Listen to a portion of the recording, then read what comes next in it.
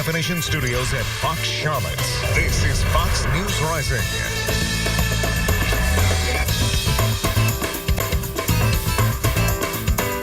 40 degrees in Charlotte at 4:59 on this Friday, February 1st. Good morning to you early risers, and thanks for joining us here at Fox News Rising. Alongside Derek James, I'm Christine Noel. Heavy snow and high winds in the high country this morning. We can already tell you that Ashe County schools are closed for this Friday, while Avery and Watauga County schools are on a 2-hour delay. Jacinda Garabito tracking the winter weather there, and also some changes here in the Queen City. Yeah, for them, I completely understand why the school closing and the delays. They're dealing with the worst of it right now, so hopefully the snow will start to taper off here in the next couple hours. But wind gusts in the high country, 55 miles an hour, and currently seeing snow flurries, snow showers. I don't even want to say flurries because it's coming down. For us, though, chilly and winds as well, so I'll get into that here in a couple minutes. Right, a forecast on the 4 in about 4 minutes. Well, copper for cash. Thieves bust in and break up construction projects, even finish buildings in order to score a few bucks. Tired of high cell phone bills? Data usage may not be your issue. A consumer study suggests your brand of smartphone can add dollars to the monthly bill. And we have royalty right here in Charlotte. Our queen is coming out tomorrow for her once-a-year performance. But right now, we do want to check in with Terrence Bates for our first look at our morning headlines. Hey guys, good morning, and good morning to you at home.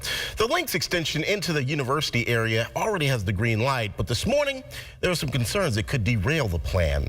According to a memo to Mayor Anthony Fox and the City Council, Governor Pat McCrory reportedly is willing to pull millions of dollars in state funding for the Blue Line if the city builds a streetcar using property tax money.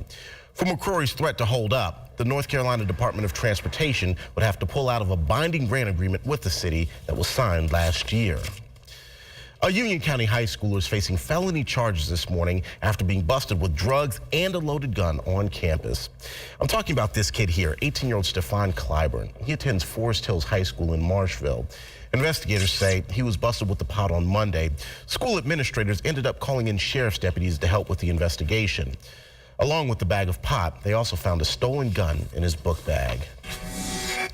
A Monroe family is planning an unexpected funeral this morning. The State Highway Patrol says Richard Simpson ran a red light at the intersection of Highways 200 and 218 and then slammed into a truck. You're looking at that intersection here. Investigators say Simpson wasn't wearing a seatbelt.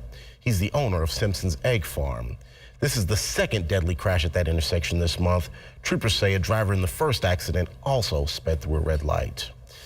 An Atlanta middle schooler is recovering from a gunshot wound this morning after yet another school shooting. Police say multiple shots were fired here at Price Middle School yesterday. One of those bullets hit a 14-year-old in the back of the neck. He's at home recovering this morning, though. An armed guard at the school was able to get the weapon off of the suspect, who was also a student. As you can imagine, parents were just anxious to put their arms around their children after dismissal. It's just like giving birth all over again. You know, when I set my eyes on my child, I mean, I was relieved. The school does have metal detectors. The superintendent says they're looking into how the gun got onto that campus. New this morning, search and rescue efforts are underway in China after a truck carrying fireworks exploded on a busy bridge. The blast sent dozens of cars plummeting to the ground. One Chinese news agency is reporting at least 5 deaths this morning. You're actually looking at some pictures from that agency's website. Officials say the fireworks were for Chinese New Year celebrations. And more than 100 people are hurt, at least 25 dead, after an explosion at an office building in Mexico that housed Mexico's state-owned oil company. Search crews are using dogs to locate people who may still be trapped inside the rubble. There's no word on a cause, but firefighters say the explosion came from the building's basement. Well, we've got a better idea this morning how local Freightliner workers are going to be impacted by potential layoffs.